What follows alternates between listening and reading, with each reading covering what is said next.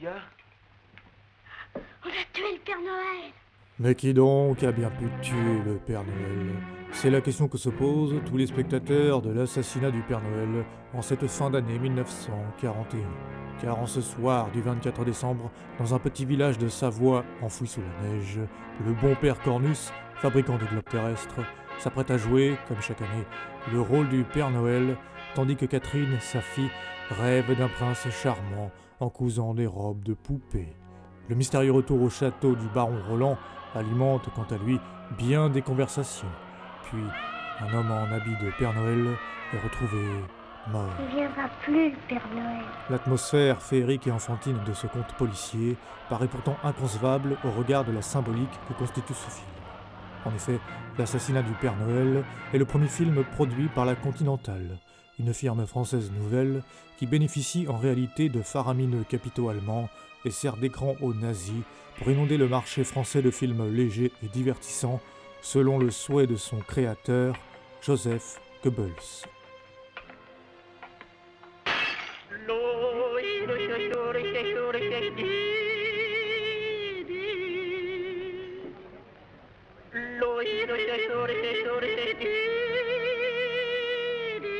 Pour régenter et réorganiser un cinéma français en pleine débâcle, Goebbels envoie le mystérieux Alfred Greven à Paris avec des consignes bien précises. Greven connaît déjà bien la France, puisqu'il était jusque-là producteur à la UFA. La UFA, tout comme la CE, sont des sociétés de production allemandes déjà bien implantées en France depuis le début des années 30, puisqu'environ un film français sur 5 est financé par leurs capitaux durant cette période. La collaboration cinématographique entre les deux pays est donc déjà largement implantée lorsque les Allemands décident d'organiser la production de films en zone occupée. C'est du joli. Ah. Mais Alfred Greven a une autre idée en tête lorsqu'il prend les commandes de la Continental. Amoureux du 7e art et de la culture française, il rêve d'élever le cinéma européen et supplanter celui d'outre-Atlantique.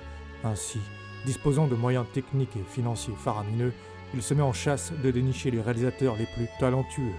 La plupart d'entre eux, d'abord réticents à l'idée d'associer leur talent à l'occupant, finissent par accepter lorsque les Allemands leur font comprendre que le cinéma français ne reprendrait pas sans la Continentale.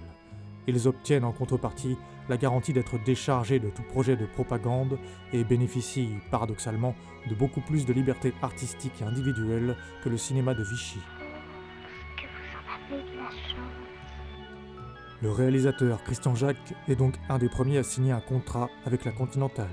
Il s'était fait remarquer en 1938 avec une adaptation des Disparus de Saint-Agile, œuvre de Pierre Véry, et comptait porter à l'écran un autre roman de cet écrivain, L'assassinat du Père Noël.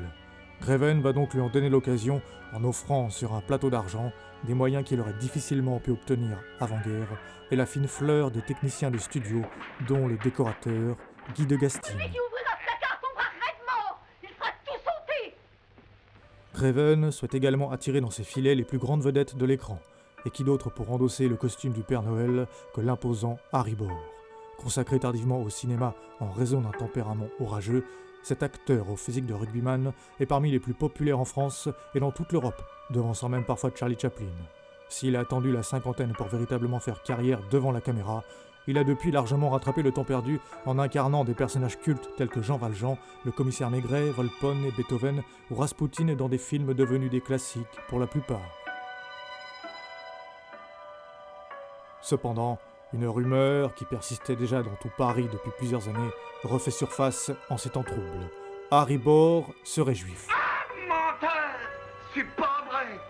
C'est pas vrai! Victime de son talent, l'acteur a parfois été confondu aux yeux du public avec certains de ses personnages. Richesse de ma richesse, emplissez mes mains, graines de ma moisson, sonnez dans mes doigts, mon muscard. Tu es resté le même, tu n'as pas changé. Le petit Smith, vendait des citrons et de la ferraille à New York, avec son sac sur le dos. Regarde-toi, tu crèves de l'argent que tu m'as volé, hein? Harry Bohr, né à Paris de parents alsaciens et lorrains ayant fui la défaite de 1870, parvient à démontrer qu'il est de famille catholique. Néanmoins, des doutes subsistent quant aux origines de sa deuxième femme, Rika Radifé, née en Turquie et de confession islamique. Un certificat d'arianité est toutefois accordé à l'acteur, qui peut ainsi commencer le tournage de l'assassinat du Père Noël. D'ici là, vous vous tiendrez tranquille, sinon je vous fais coffrer. C'est compris? Pour l'entourer, une ribambelle de comédiens confirmés est employée, parmi lesquels se cache peut-être l'assassin. C'est un monstre. Il griffait Mistou. Il se promène la nuit. Il porte des bas de femme. Il met de l'arsenic dans tous ses médicaments. Et Dieu seul sait de quoi il est capable. Vous apprécierez, messieurs.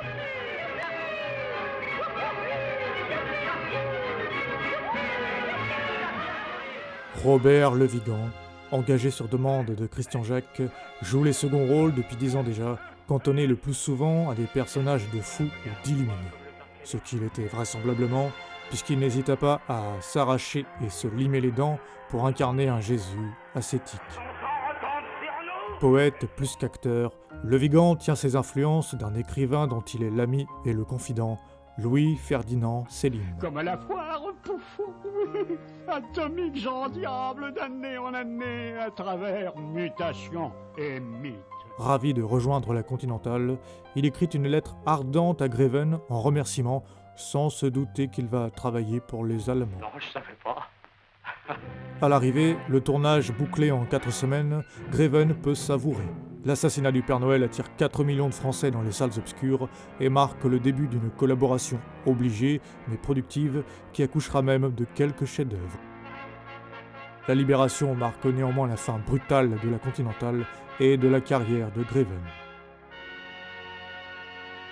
Christian Jacques, pour sa part, réalise ensuite un deuxième film pour la Continentale, une exaltation de l'âme française à travers la vie de Hector Berlioz, ce qui provoque la fureur de Joseph Goebbels et le recadrage de Greven. Après avoir habilement rompu son contrat avec la Continentale, le réalisateur finira la guerre dans les rangs des FFI, ce qui ne l'épargnera pas d'un blâme de la part du comité de libération du cinéma français. Harry Bohr tourne lui aussi un deuxième film continental, sans réaliser qu'il s'est jeté dans la gueule du loup. Je suis un prévoyant. Moi, je vois de loin. La renommée de l'acteur suscite toujours la convoitise des nazis qui lui proposent un contrat en or pour venir tourner à Berlin un film allemand, Symphonie d'une vie, dont il sera le héros, arien bien évidemment. Bohr refuse, arguant de sa méconnaissance de la langue de Goethe et d'un état de santé fragile. Les Allemands insistent, ils sont prêts à lui fournir une équipe médicale ainsi qu'un professeur particulier. Bohr s'obstine, les nazis aussi. Ils menacent de déporter Madame Bohr. Je signerai. Si c'est contre votre conscience. Ma conscience, mais les hommes, c'est toujours la même chose. Pour le moment, ça va, dans 8 jours. C'est eux qui me supplieront les faits. Dans 15 jours, ils me menaceront. L'acteur cède et signe. Cette signature fait l'effet d'une bombe à Paris. Le milieu artistique s'indigne qu'un des plus grands talents français s'acoquine avec les nazis, alors que la presse collaborationniste s'offusque qu'un néo-arien puisse berner le Troisième Reich. La campagne antisémite reprend de plus belle et oblige Bohr à se défendre depuis Berlin, tandis qu'il repousse les avances toujours plus appuyées de Goebbels qui lui propose la citoyenneté du Reich. Harry Bohr est acculé, contraint de tourner sous bonne garde un film pour des hauts dignitaires nazis qui le suspectent de plus en plus. Le tournage de Symphonie d'une vie parvient néanmoins à son terme et le couple Bohr peut rentrer à Paris, avant d'être aussitôt arrêté et confié à la Gestapo. Harry Bohr ignore alors qu'il a été dénoncé par un de ses proches, témoin de mariage de sa fille et depuis longtemps jaloux de l'acteur. Pressé de régler la question, Goebbels envoie ses hommes à Paris. Interrogé, torturé et frappé à coups de tabouret pendant 115 jours, Bohr est accusé d'être juif, communiste et franc-maçon. L'état de santé du prisonnier se dégrade rapidement et les Allemands, après enquête, doivent se rendre à l'évidence. Harry Bohr est arien. Il est alors relâché peu de temps après sa femme, en septembre 1942. Complètement brisé et amoindri d'une 40aine de kilos, il meurt plusieurs mois plus tard des suites de ses blessures.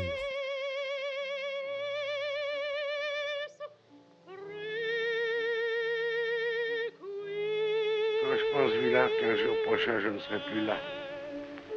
Et qu'elle sera seule. Mais moi, je serai là. Robert Le Vigan est lui omniprésent, Même s'il a quitté la Continentale, Jacques Becker lui a offert un de ses meilleurs rôles dans le chef-d'œuvre Goupil Main Rouge, encore une adaptation de Pierre Véry, encore aux côtés de Fernand Ledoux, et encore un personnage fantasque au perché.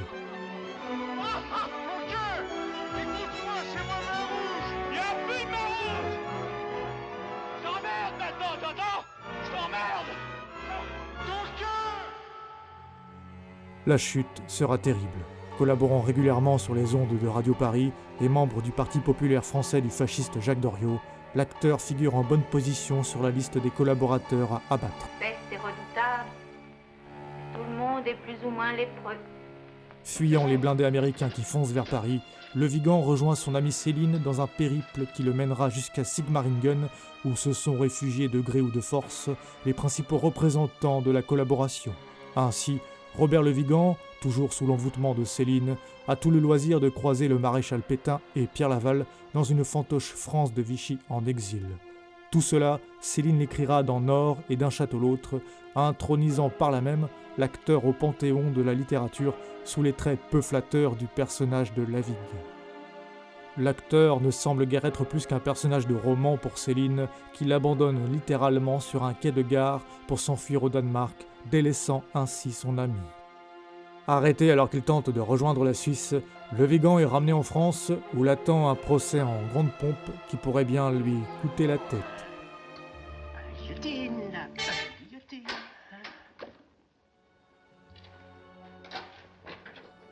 T'en as fait du propre. En première loge au procès Le Vigan, Fernand Ledoux témoigne en sa faveur, tout comme Louis Jouvet, Pierre Renoir, Madeleine Renaud et Julien Duvivier. Ils sont formels.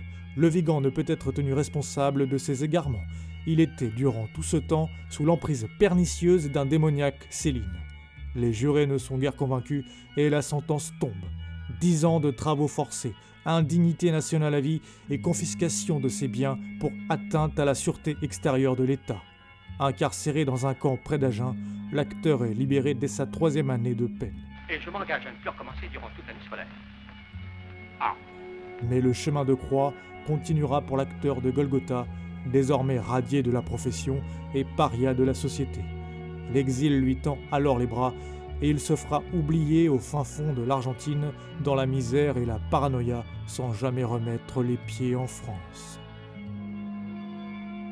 Lorsque je suis sorti de prison, je me suis trouvé dans des conditions d'une mort civile totale. J'étais rayé de l'Union des artistes. Je ne pouvais pas travailler. J'ai essayé de faire n'importe quoi, laver les voitures, faire balayer. Impossible. On me disait « Oh, Le Vigan, c'est vous. Oh, mais on vous reconnaît. Oh non, j'aurais des ennuis. » J'ai décidé de partir. J'ai traversé les Pyrénées. Je suis arrivé en Espagne. J'ai été encristé, là, encore une fois. Et finalement, c'est Duvivier qui m'a fait obtenir la carte de travail par le général Franco qu'il avait connu à l'occasion du film La Bandera. Et tout de suite, le général Franco m'a donné la carte de travail. J'ai pu faire 2 films là. Bon, mais je voyais les Français arriver. Alors, dans peu de temps, ils vont me faire une telle propagande que je vais être obligé de foutre le camp. Foutons dans le camp encore un coup. Et je suis arrivé en Argentine, ici.